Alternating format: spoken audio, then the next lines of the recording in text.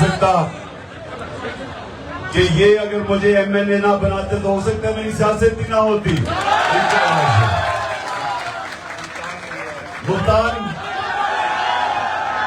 ملتان بھی ماشاءاللہ تحریک انصاف کا شہر ہے.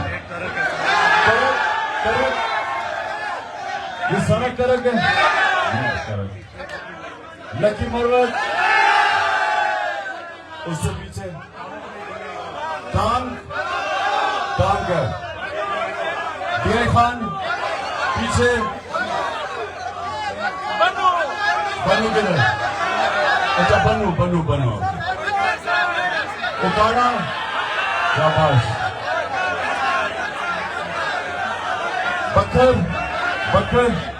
بکر رکھے شاباش اور تو رہبری پہ گیا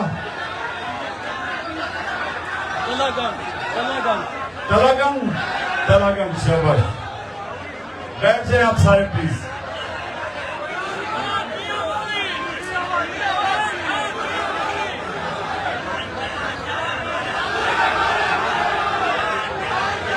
بیٹھ جائیں پلیز. اچھا سب سے پہلے شکریہ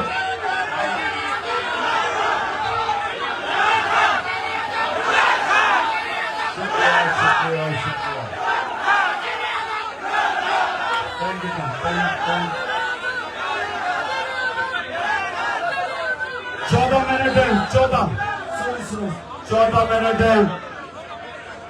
میں 12 منٹ آپ سے بات کروں گا اور اس کے بعد 2 منٹ اللہ سے ہم دعا کریں گے کیونکہ قبولیت روزے سے پہلے دعا کی سب سے زیادہ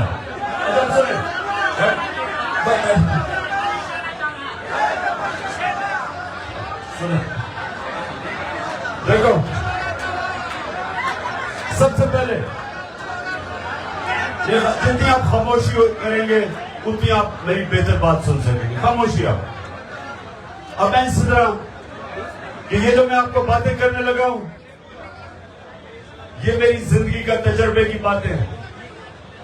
میں جو آج آپ کو اپنے دین اسلام کی بات کروں گا میں ایک عالم نہیں ہوں لیکن میری زندگی میرے دین میں کیسے بدلی وہ اس کی میں آپ سے بات کروں گا. کیونکہ آپ میرے بچوں کی طرح ہیں میں یہ امید رکھتا ہوں کہ آپ کو اس کا فائدہ ہوگا. زندگی میں آپ کو فائدہ ہوگا تو غور سے میری بات سنیں اور نوجوانوں خاص طور پہ آپ کیونکہ آپ کا مستقبل ہے. جب تک آپ یہ چیزیں نہیں سمجھیں گے آپ کی پرواز اوپر نہیں ہوگی. ہمارا جو دین ہے اسلام ہمارے جو نبی صلی اللہ علیہ وسلم خاموشی وہ دنیا کی تاریخ کے سب سے کامیاب انسان. دین کو اگر آپ علیحدہ بھی چھوڑ دیں کسی انسان نے دنیا کی تاریخ میں وہ کامیابی نہیں حاصل کی جو میرے نبی صلی اللہ علیہ وسلم نے کی ہے. اور قرآن میں اللہ کہتا ہے کہ ان کی زندگی سے سیکھو جس کو سنت کہتے ہیں شریعہ کہتے ہیں ان کے راستے سے سیکھو. تو نوجوانوں غور سے میری بات سنیں. جو بھی چیز قرآن میں اللہ کہتا ہے وہ آپ کی بہتری کے لیے ہے. اللہ تو خود قویل ہے. اللہ کو کوئی فائدہ نہیں پہنچا سکتا. جب ہم قرآن پہ عمل کرتے ہیں اپنی بہتری کرتے ہیں. سنیں ذرا غور سے آپ. میں نے ماں باپ نے مجھے کہا کہ نماز پڑھو تو ہم بچپن سے نماز پڑھتے تھے صبح کی نماز. لیکن مجھے نماز کا اثر نہیں ہوتا تھا کیونکہ مجھے سمجھ نہیں تھی میں کیا پڑھ رہا ہوں. جو نماز ہے وہ بنیاد ہے آپ کے دین کی. نماز کا جب تک آپ کو سمجھ نہ آئے کہ آپ پڑھ کیا رہے ہیں آپ کو فائدہ ہی نہیں ہو سکتا اس کا. آپ کا جو دین ہے وہ ایک انسان کو اشرف المخلوقات بنانے کے لیے اللہ کی سب سے عظیم مخلوق. پہلے انسان کا مقام سمجھ جائیں اللہ نے جب فرشتوں کو کہا کہ انسان کے سامنے جھکو، اور ابلیس نے کہا کہ میں نہیں جھکتا، یہ مٹی کا میں آگ کا ہوں، تو اللہ نے کیا کہا تھا؟ اللہ نے کہا تھا کہ تمہیں بھی نہیں پتا، فرشتوں کو کہتا اللہ کہ میں نے انسان کو کتنی صلاحیت دی ہے، اور ہم انسانوں کو بھی نہیں پتا کہ اللہ نے کتنی صلاحیت دی ہے۔ وہ صلاحیت نکلتی کیسے؟ انسان اللہ کی سب سے بڑی مخلوق بنتا کیسے؟ جب وہ نماز کو سمجھتا ہے، جو 5 وقت آپ کو اللہ کہتا ہے پڑھو۔ آپ نماز میں اللہ سے صرف ایک چیز مانگتے ہیں کہ اللہ مجھے ان کے راستے پہ لگا جن کو تو نے نعمتیں بخشی، ان کے راستے پہ نہیں جو تباہی کے راستے پہ چلے گئے۔ یہ سمجھ لیں آپ نے، صرف ایک چیز آپ اللہ سے مانگتے ہیں، باقی آپ اللہ کا شکر کرتے ہیں، اس کی آپ صرف بیان کرتے ہیں کہ وہ سب سے رحمان اور رحیم ہے، معاف کرنے والا خدا ہے، اور وہ مالک یوم الدین انصاف کرنے والا ہے۔ لیکن مانگتے آپ ایک چیز ہے کہ اللہ مجھے ان کے راستے پہ لگا جن کو تو نے نعمتیں بخشی، اور وہ سب سے زیادہ، وہ کون سا انسان تھا جس کو اللہ نے سب سے زیادہ نعمتیں بخشی؟ کون تھا وہ؟ محمد مصطفیٰ صلی اللہ علیہ وسلم، جن کو واحد انسان قرآن میں اللہ اپنا حبیب کہتا ہے، جس سے اللہ پیار کرتا تھا۔ جس سے اللہ پیار کرے اس کو کیا چیز کی ضرورت ہے؟ وہ سب سے عظیم انسان بن جاتا ہے۔ ویسے ایک کتاب لکھی ہوئی ہے، کسی انگریز نے، مائیکل ہارٹ اس کا نام ہے، اسے کتاب لکھی ہے کہ دنیا کے 100 سب سے گریٹسٹ مین، سب سے عظیم لوگ، نمبر 1 پہ ہمارے نبی صلی اللہ علیہ وسلم، کیونکہ کسی نے، وہ مسلمان نہیں ہے لیکن وہ یہ دیکھتا ہے کہ کسی انسان نے وہ چیز اچیو کی نہیں ہے، اس کو کبھی کتنی کامیابی ملی نہیں جتنے نبی صلی اللہ علیہ وسلم کو ملی ہے۔ اس لیے نماز میں آپ کہتے ہیں کہ اللہ مجھے ان کے راستے پہ لگا، ہم اللہ سے دعا کرتے ہیں کہ ان کی سنت پہ ہم چلیں، ان کے راستے پہ چلیں، کیونکہ وہ عظمت کا راستہ ہے۔ لیکن سنیں، لیکن وہ مشکل راستہ ہے۔ ان کی زندگی آسان نہیں تھی، مشکل زندگی تھی۔ اللہ نے اپنے حبیب کو جب رائے حق پہ لگایا، جب نبوت دی، تو 13 سال اس سب سے مشکل وقت سے اپنے حبیب کو گزارا، جس سے اللہ سب سے زیادہ پیار کرتا تھا۔ تو اگر اللہ چاہتا کہ ہم آسان راستے پہ لگے تو اپنے نبی صلی اللہ علیہ نبی کو بھی آسان راستے پہ لگا دیتا، لیکن نہیں، مشکل راستے سے گزارا، کیونکہ مشکل راستہ جو ہے وہ انسان کو طاقتور کرتا ہے۔ ابھی کوئی نعرہ نہیں، کیونکہ آپ نے 7 منٹ رہ گئے اس کی، یہ سننا میری بات۔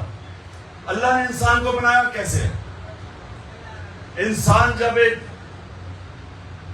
بھاری ویٹ اٹھاتا ہے تو اس کا بازو تکڑا ہو جاتا ہے، وہ بازو کو استعمال نہیں کرتا، بازو ختم ہو جاتا ہے۔ سب سے بڑی طاقت آپ کا ذہن ہے۔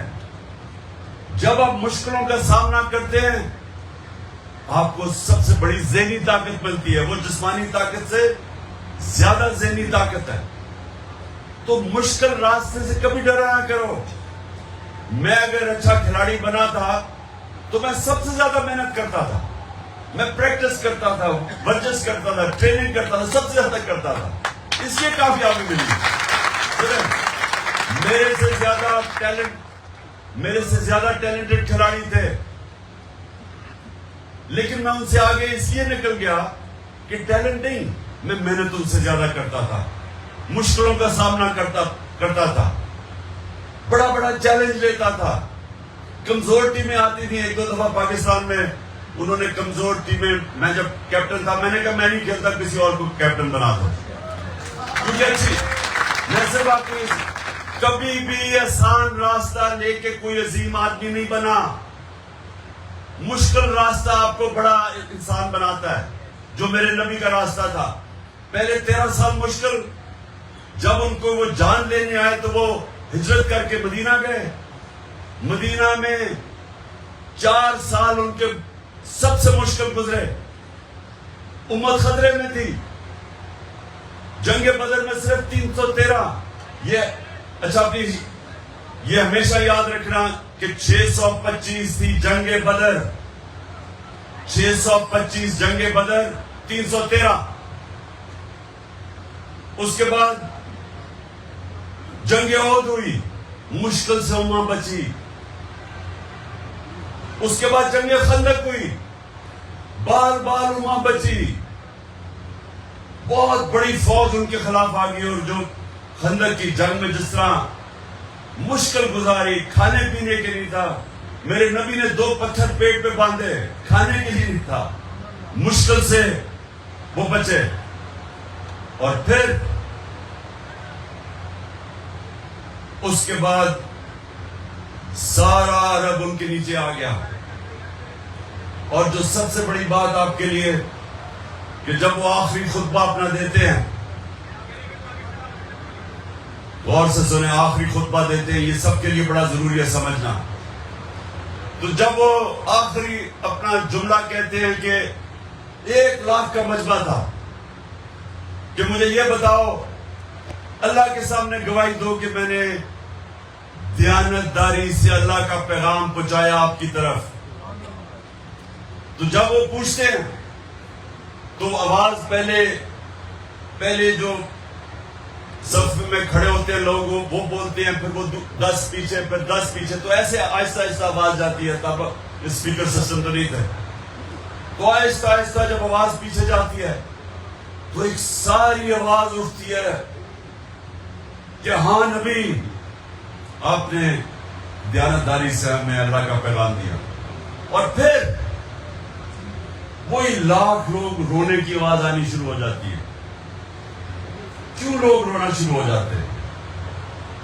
کیونکہ ان کو ایک دم وہ سمجھتے ہیں کہ یہ جب اپنا وہ ایک پیغام دینے آئے تھے، وہ ذات کے لیے نہیں آئے تھے. جب سارا عرب بھی ان کے نیچے ان کی سب سے بڑی پاور سارے عرب میں نبی صلی اللہ علیہ وسلم تھے، لیکن محل نہیں بنائے، اسی مسجد نبی میں رہے، رہن سہن نہیں بدلا، کیونکہ وہ اللہ کا پیغام دینے آئے تھے. وہ اپنی ذات کے لیے نہیں آئے تھے. ان کی مشن بہت بڑی تھی، انسانیت کے لیے تھی. اور وہ جو آپ نے سمجھنا ہے کہ دیکھیں، ایک تو ان کا راستہ وہ ہے جو آپ جو اس راستے پہ چلے گا آپ کی عظمت کا راستہ. مشکل راستہ ہے لیکن آپ کو وہ باقی انسانوں سے اوپر لے جائے گا. ان کا جو کردار تھا وہ 2 چیزوں کے اوپر بیس تھا، صادق اور امین. اب سب کو میں کہتا ہوں، اگر آپ نے زندگی میں اپنی عزت کروانی ہے اور غیرت سے زندگی گزارنی ہے، غیرت کی زندگی کے لیے 2 صفتیں آپ کو چاہیے، صادق اور امین، سچا اور انصاف کرنے والا. آپ اپنے گاؤں میں چلے جائیں، گاؤں میں آپ کے لوگ اس کی عزت کریں گے جو سچا ہوگا اور جو امانتدار ہوگا. آپ کے گاؤں میں لوگ اپنے مسئلے کے حل کروانے جائیں گے اس کے پاس. لوگ آپس میں لڑائی ہوں گی، وہ کہیں گے اس فلانے آدمی کے پاس چلو، وہ سچا آدمی ہے اور وہ ایماندار ہے. عزت ہوگی اس کی. پیسے سے عزت نہیں آتی. اگر پیسے سے عزت آتی تو ابھی وہ بگوڑا بھی اور دوسرا سرداری بھی عزت دار ہوتے. پیسے سے عزت نہیں آتی.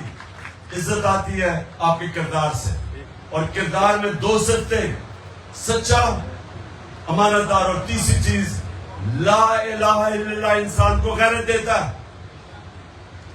جب آپ دعویٰ کرتے ہیں کہ اللہ تیرے سوا کسی کے سامنے نہیں جھکتا، وہ انسان کی عزت ہوتی ہے، غیرت ہوتی ہے. دین آپ کو غیرت دیتا ہے، اور آپ کی غیرت آپ کو جھوٹ بولنے سے بچاتی ہے. کیونکہ اگر میرا جھوٹ پکڑا جائے میں نہیں لوں گا. میری غیرت مجھے رشوت نہیں لینے دیتی. میری غیرت مجھے غلط کام کرنے سے روکتی ہے، کیونکہ میں ذلیل نہیں ہونا چاہتا. اور غیرت کا کوئی رشتہ پیسے سے نہیں ہوتا. غیرت کا رشتہ آپ کی جب انسان اپنی عزت کرتا ہے دنیا اس کی عزت کرتی ہے. جو انسان اپنی عزت نہیں کرتا دنیا اس کی عزت نہیں کرتی. تو یہ یاد رکھنا کہ لا الہ الا اللہ اور غیرت اکٹھے غیرت دیتے ہیں ہمارا دین ہمیں. جب ایک مسلمان دعویٰ کرتا ہے کہ اللہ تیرے سوا نہیں کسی کے سامنے جھکتا اور کسی کے سامنے انسانوں کے پیسے کے سامنے جھکتا ہے, سب سے بڑا بت خوف کا بت ہے, ڈر کے کسی کے سامنے جھکتا ہے, میری نظر میں وہ شرک کرتا ہے, اپنی غیرت کھو بیٹھتا ہے. اور آپ نے سب نے یاد رکھنا ہے کہ لیڈر بننے کے لیے غیرت چاہیے, صادق اور امین چاہیے.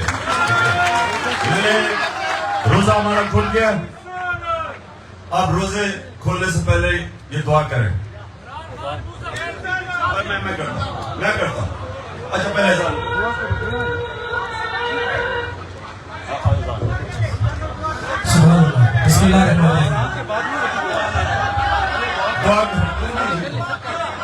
سارے دعا کرو کہ پہلی دعا تو یہ ہے کہ اللہ ہمیں غیرت مند مسلمان بنا.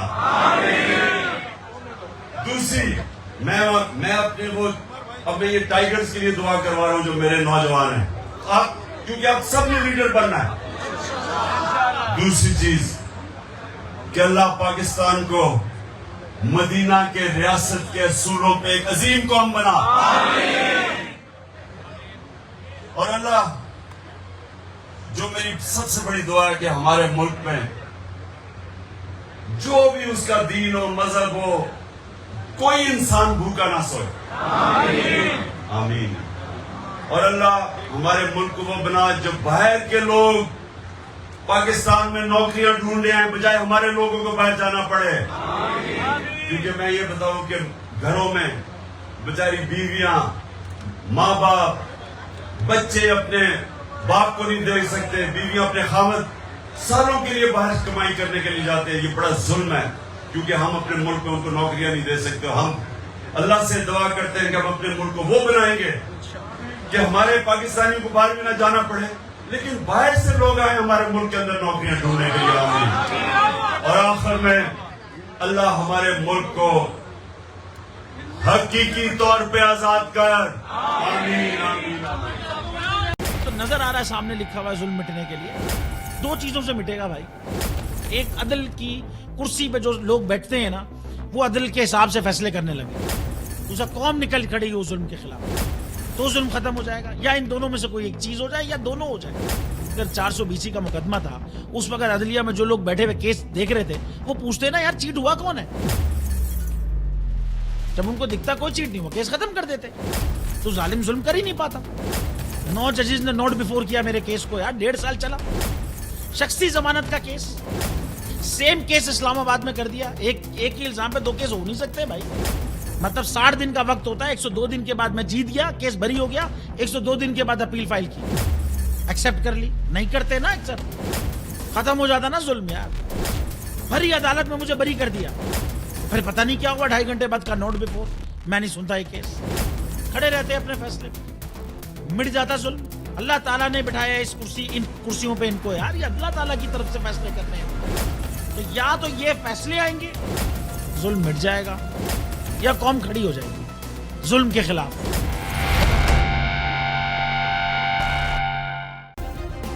سبسکرائب کریں اور بیل دبائیں تاکہ کوئی خبر رہ نہ جائے.